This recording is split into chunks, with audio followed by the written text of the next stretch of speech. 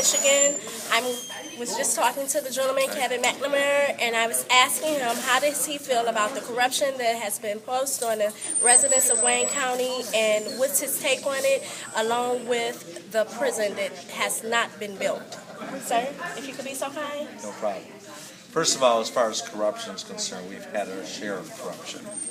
Anybody foolish enough to be corrupt now, though, with FBI agents running all around, would be beyond stupid.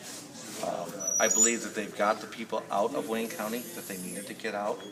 I believe that when Bob Coun was gone, that we have completed the task. At this point in time, we have to stop electing leaders that think about their next job and not their current job. They end up bringing on too many people that are not professional managers. They're friends. They're political consultants, and these people do not need to be running $100 million departments. And when they see $100 million floating by, for some reason, some of these people think that they can grab something for themselves. This has got to stop. And then additionally, with the jail, the problem with the jail right now is there's three ideas out there. One is to maintain what we currently have. The second is to build out the stopped jail, which will cost $390 million.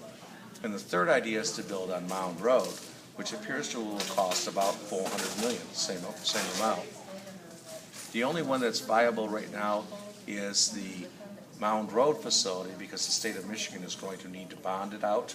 They're going to need to come with fiscal help, and they're only going to allow it to be built at Mound Road. So at this point in time, if you're a betting person, you'd probably be looking at Mound Road. One more question, if I may. Right now, DPS, Detroit Public Schools, is having a serious problem with their infrastructure and the way things are being ran. The schools, the bonds that was taken out for DPS. Right now, we're up under emergency manager. And the reason why I present this question to you is because if the students in Detroit do not succeed academically, it's going to have a profound impact on the rest of the residents across the Tri-County area. And so I'm asking you, if you become Wayne County executive, and even if you don't, are you saying anything to anyone about correcting all of the mishaps that's going on? Right now, just recently, we found out that the application for grants for preschool was not processed in time. And so there's a lot of hoorah behind that, and we all know that early education is extremely important. So can you give the people some type of comfort how you would aid in that to make sure that Wayne County does not fall by the wayside because there are so many different students that aren't receiving the education that they should? First of all, you cannot have a strong Wayne County without a strong Detroit. You can't have a strong Southeast Michigan without a strong Detroit.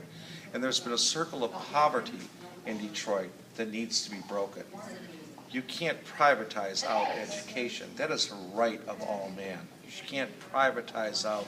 This is as basic as life, liberty, and the pursuit of happiness and health care.